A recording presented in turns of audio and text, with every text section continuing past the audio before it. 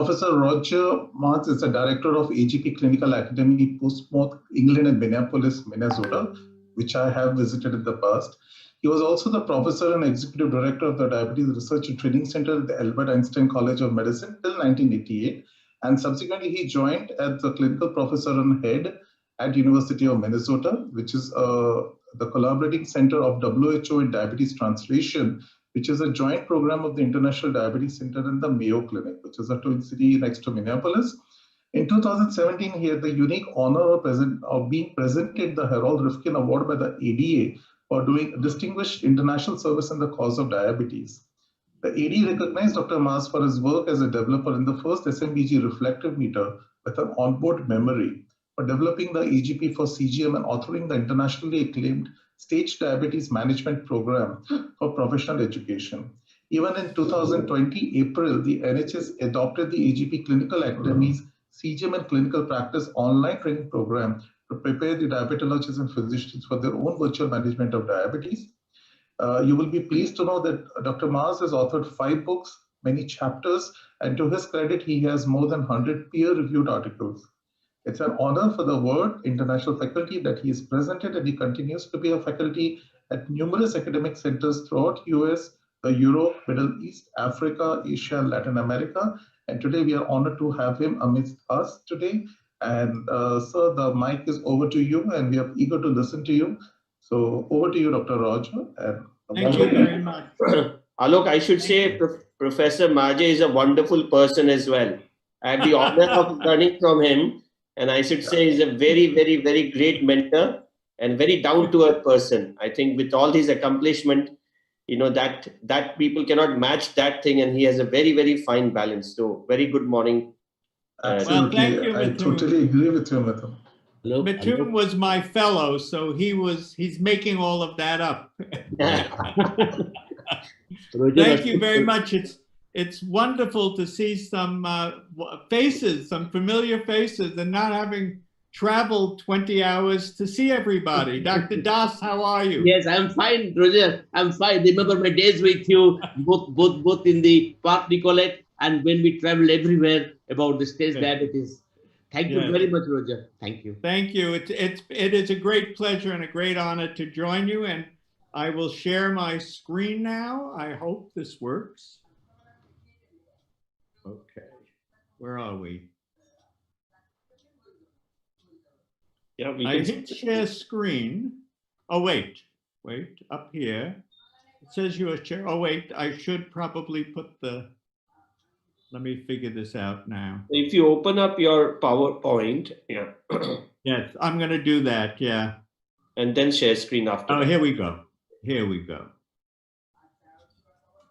There we are. Thank you.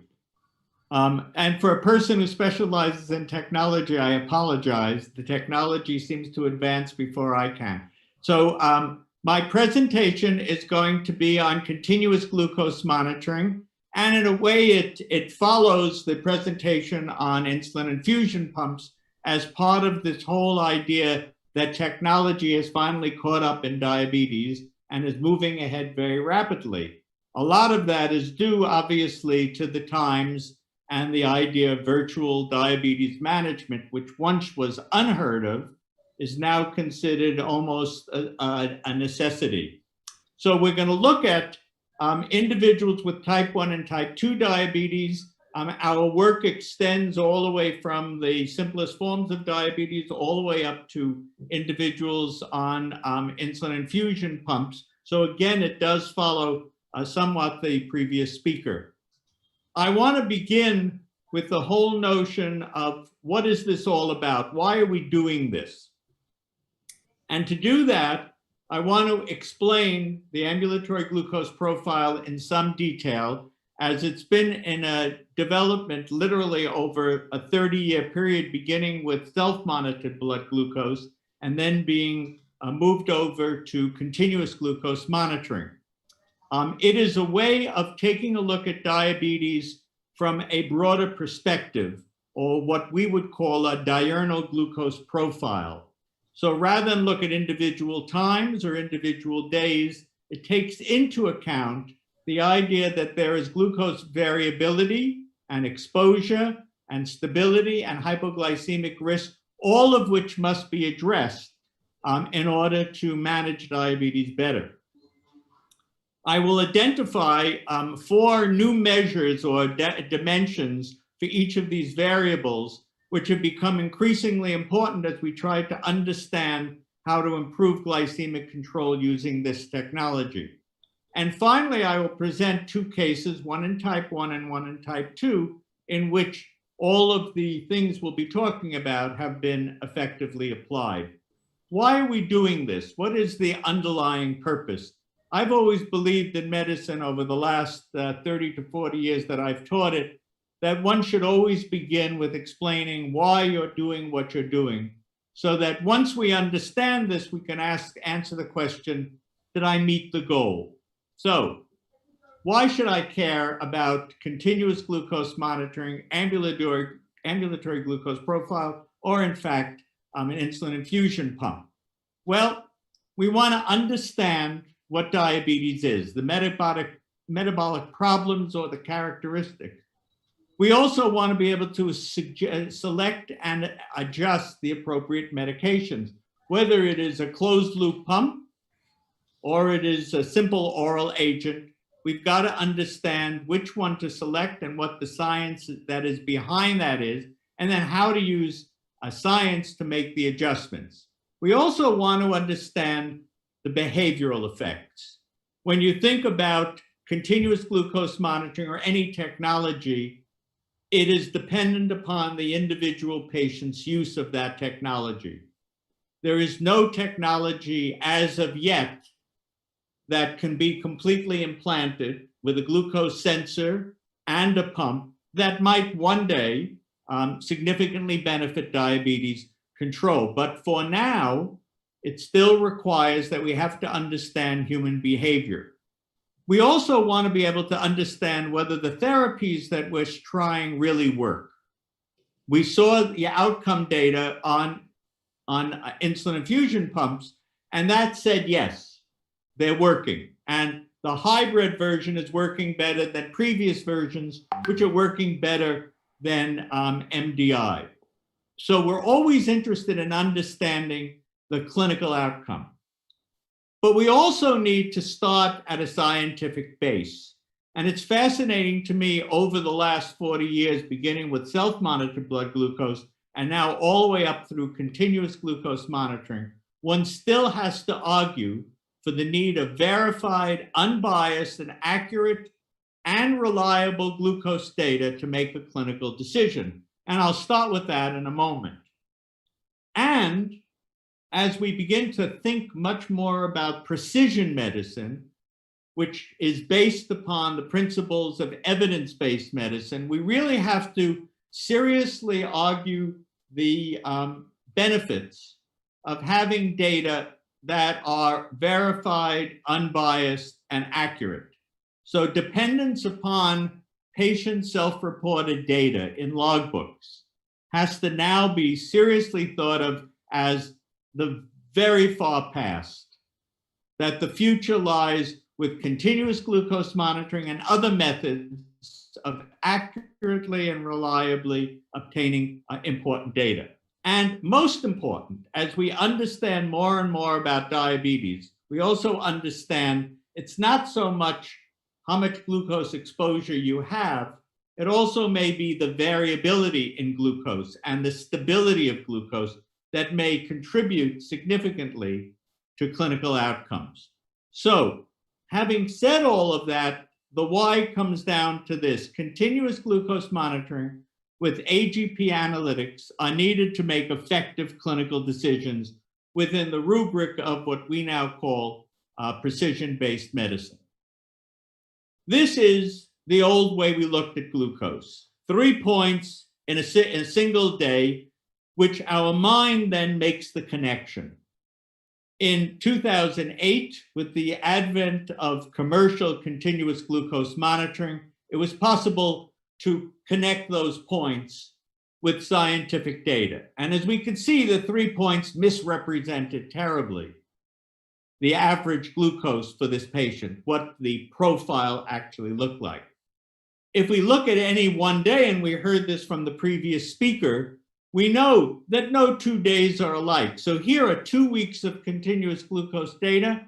And if I take the second week and superimpose it upon the first, we can see no 2 days are alike. So how can we expect an individual with diabetes to manage their diabetes given a single oral agent without understanding that the variability and the instability are characteristics of their diabetes, and that changes in behavior, in diet, in activity, when and how much of the oral agent or the insulin is given, all of those have to be factored in for management. When continuous glucose monitoring was first introduced, and it was noted that there were differences each day, many of the different companies decided to represent the data on a single graph over multiple days, in this case 14 days, with each individual day represented here. And we got to choose what we saw. Did we see the high glucoses or the low glucose? And that characterized the overall glycemic control.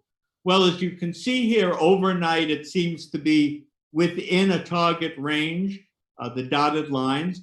But during the daytime, some days it's above, some days it's in the hypoglycemic range. In 2008, I introduced what is called the ambulatory glucose profile, a different way of looking at this, which was actually developed 20 years earlier when I developed meters with a memory.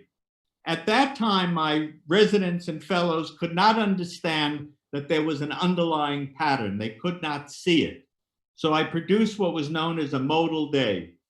We had a scattergram of all the glucose values, and you had to figure out what the pattern was.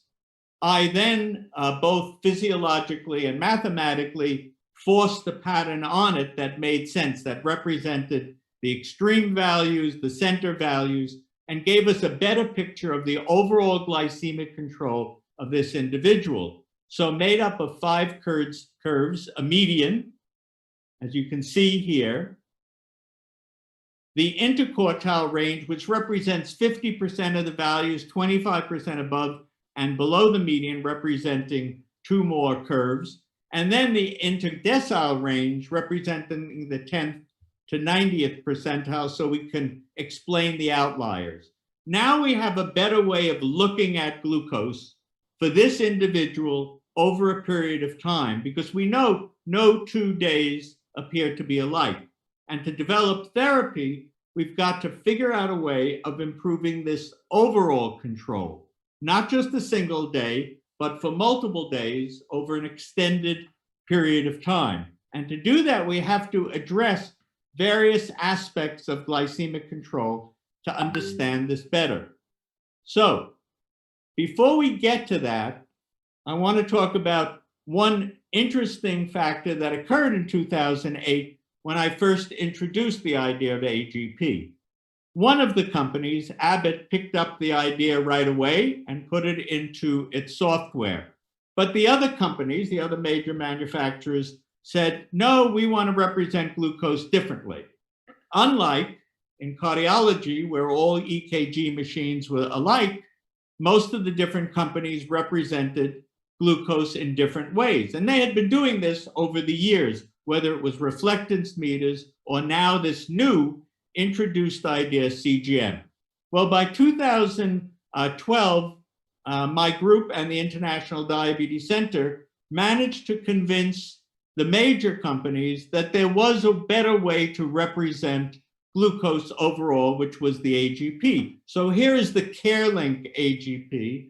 It's the same as Abbott's AGP. It's the same as Dexcom's AGP. Essentially, you have here an average instead of a median, but that's pretty much the same. The interquartile range representing the 25th to 50th to 75th percentile. So you basically have a way of looking at the diurnal glucose pattern. So now that we have a common language, what can we do with it? Can we improve glycemic control?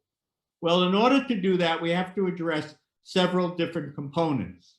As was mentioned by the previous speaker, time in range has become a very popular element. Before that, estimated HbA1c, average glucose, all of these were essentially single numbers representing, in an attempt to represent an overall picture. What does it mean if someone is 75% time in range? And I'll show you that in the cases I'll present. Here you can see the range being 4 to 10 millimoles, that virtually all the values except in the evening are outside of range. So how could you represent that as time in range? Well, 20% of the values are in range, but never between the hours of about 6 a.m. and about 4 p.m. You don't find any values in range. So we've got to get down to the specificity, which is the concept of precision medicine. And in the specificity, we've got to be able to say what the glucose exposure is, whether there is excess exposure, and when that takes place. We've got to do that in the same way with glucose variability. And here I'm showing you a profile on the left and the individual days on the right. And as you can see, if you look at overnight, and now we look at the individual days, you can see it's fairly narrow, and actually one day is very similar to the next. But when you go to the early morning hours, you'll see something different. Before we get to that, I want to introduce 4 terms that should be part of our lexicon in describing any of the variables that describe diabetes, such as hyperglycemia, hypoglycemia, variability. That is the magnitude of the events, the frequency, their duration, and their distribution. Once we understand that, we can target or make much more precise our therapies. That's why the pump works. It is actually targeting, determining the magnitude of an event, and then responding to that event by infusing an appropriate amount of insulin. So when we look at the mid part or the mid-morning period, now we can see a much wider variability going from hypoglycemia to significant hyperglycemia.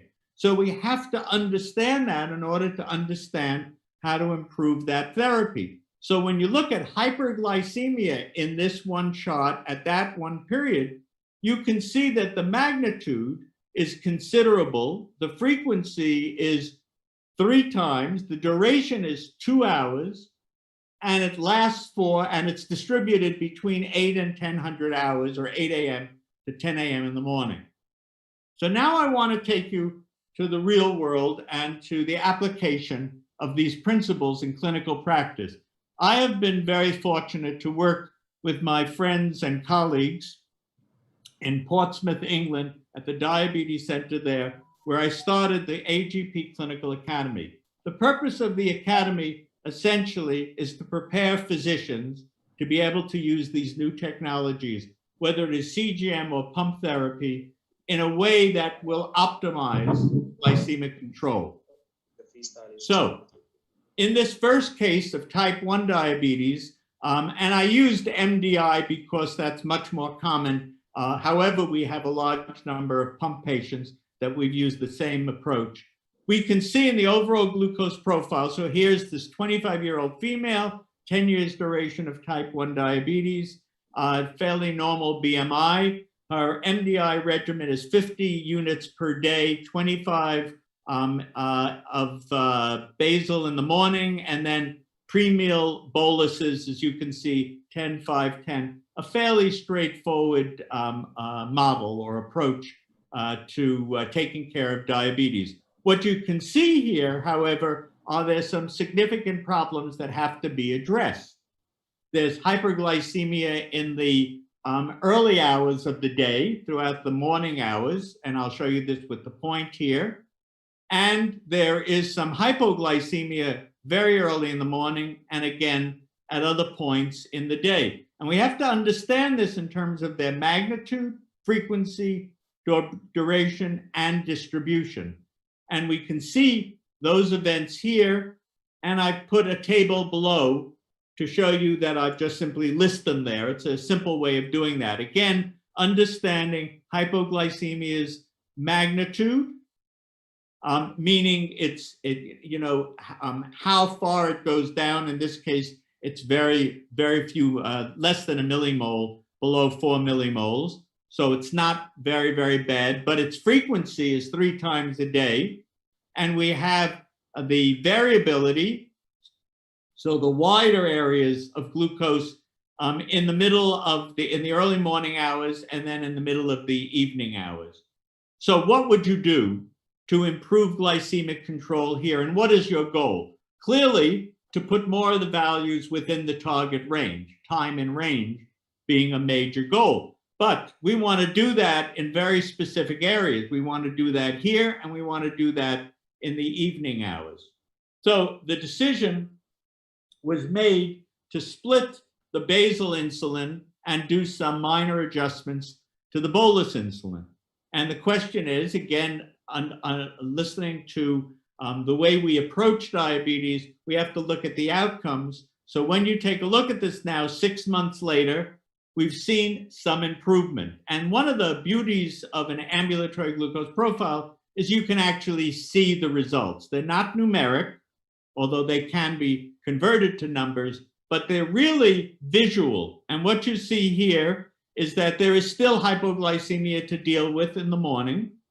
There is still variability in the mid-morning hours, but the hypoglycemia in the middle of the day has gone, and the variability at the end of the day has gone.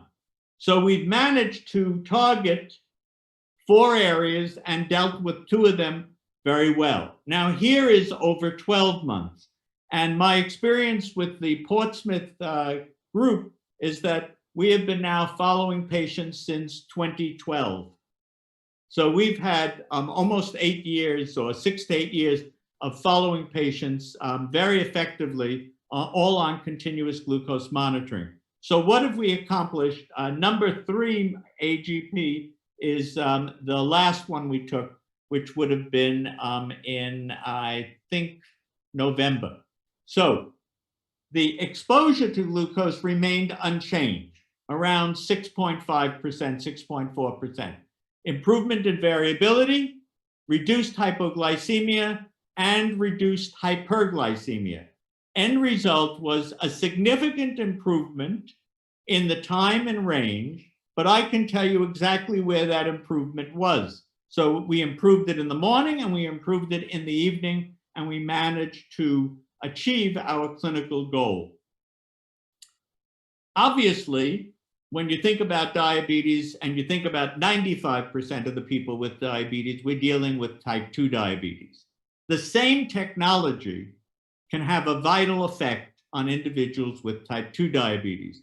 This is the glucose profile of a 65-year-old gentleman with 20 years duration of type 2 diabetes, significantly obese, on a regimen of 3 different agents, oral agents, metformin, sitagliptin, and glycoside, and an HbA1c of 10.5%.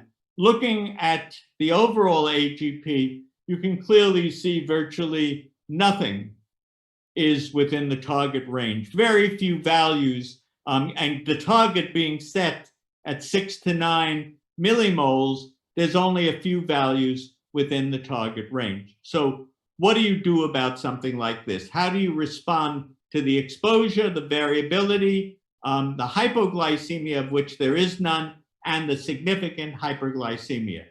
The decision on the part of the physicians here was to drop the SU and the DPP-4 and start on a GLP-1.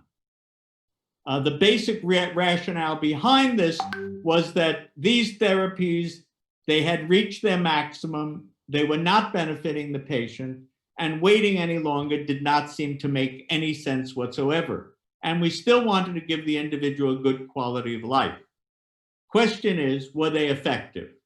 So here is the AGP at baseline, and here is the AGP after 1 month on the combination of keeping the metformin and the GLP-1. And you can see now where the results improved. You can see that there was significant improvement overall There was a drop in the glucose exposure by nearly 2 percentage points. But in addition, we have a narrower, much flatter profile than we had previously. And I'm going to superimpose it on top so you can see how much benefit we've achieved. Now, we still have not reached ultimate good control. And so the physicians decided to add insulin with the idea of overall lowering the profile and stabilizing it.